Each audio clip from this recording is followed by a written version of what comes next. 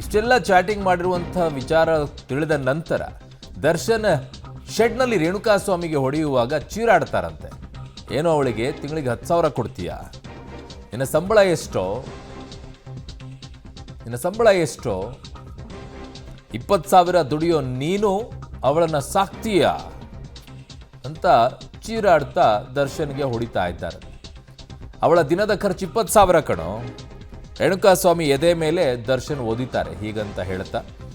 So ಚಾಟ್ನಲ್ಲಿ 10,000 ಕೊಡ್ತೀನಿ ಅಂತ ರೇಣುಕಾಸ್ವಾಮಿ ಏನು ಹೇಳಿದ್ರು ಆ ವಿಚಾರವನ್ನು ಪ್ರಸ್ತಾಪ ಮಾಡಿ ಈ ರೀತಿಯಾಗಿ ದರ್ಶನ್ ಹೊಡೆದಿದ್ದಾರೆ ಅನ್ನೋದು ಚಾರ್ಜ್ ಶೀಟ್ನಲ್ಲೂ ಕೂಡ ಉಲ್ಲೇಖ ಆಗಿದೆ. ಆ ಸಂದರ್ಭದಲ್ಲಿ ಆಗಿರುವಂತಹ ಘಟನೆಯ ಬಗ್ಗೆ.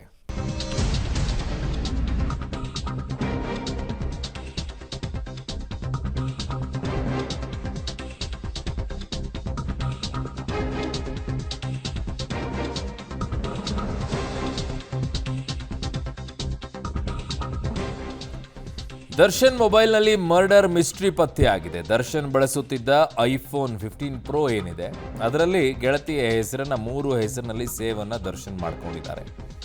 ಸೊ ಆ 3 ಹೆಸರು ಕೂಡ ನಿಮ್ಮ ಸ್ಕ್ರೀನ್ ಮೇಲೆ ಬರ್ತಾ ಇದೆ.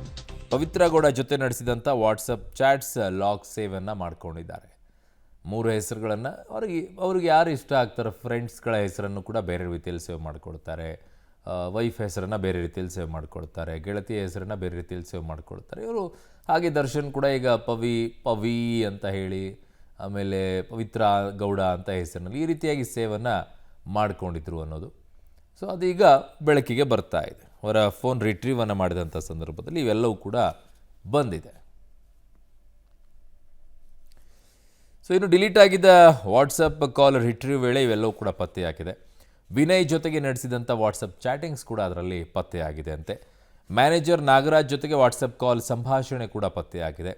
ಜೂನ್ 8ರಿಂದ 11ರವರೆಗೂ ಕೂಡ 32 ಬಾರಿ ವಾಟ್ಸಪ್ ಕಾಲ್ ಮಾಡಿರೋದು ಗೊತ್ತಾಗಿದೆ. ಪ್ರದೋಷ್ ಜೊತೆಗೆ 10 ಬಾರಿ ವಾಟ್ಸಪ್ ಕಾಲ್ನಲ್ಲಿ ಮಾತುಕತೆಯನ್ನು ಮಾಡಿದ್ದಾರೆ.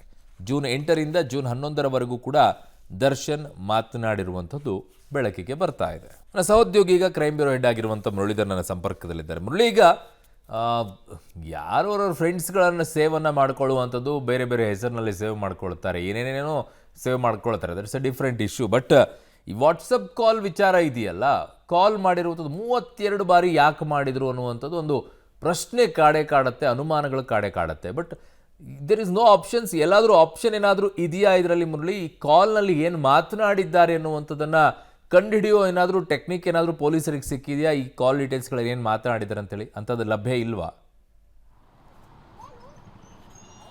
ಇಲ್ಲ ಅರುಣ್, ಯಾಕೆಂದರೆ ವಾಟ್ಸಪ್ ಕರೆಗಳೇನಿದೆ ವಾಟ್ಸಪ್ ಕರೆಗಳನ್ನು ಫೈಂಡ್ ಔಟನ್ನು ಮಾಡಬೇಕಾಗತ್ತೆ. ಆದರೆ ಯಾವ ವಿಚಾರಗಳಿಗೆ ಫೈಂಡ್ ಔಟನ್ನು ಮಾಡಬೇಕು ಅನ್ನೋದು ಕೂಡ ಹೇಳ್ತಾ ಹೋಗ್ತಾರೆ. ಅಂದರೆ ವಾಟ್ಸಪ್ನ ಸರ್ವರ್ ಏನಿರ್ತಾರೆ ಅವರು ಒಂದು ಪ್ರೊವೈಡನ್ನು ಮಾಡೋ ಏನಂದರೆ ಸರ್ವರ್ ಪ್ರೊವೈಡ್ ಮಾಡೋರು ಅದ್ರ ಬಗ್ಗೆ ಯಾವುದೇ ರೀತಿಯ ಮಾಹಿತಿಗಳನ್ನು ಕೊಡೋಲ್ಲ. ಯಾಕೆಂದರೆ ದೇಶಕ್ಕೆ ಮಾರಕವಾಗುವಂಥದ್ದು ಅಥವಾ ದೇಶದ ಭದ್ರತೆಗೆ ಏನಾದರೂ ಮಾರಕವಾಗಿದ್ದರೆ ಅಂಥ ಆಡಿಯೋ.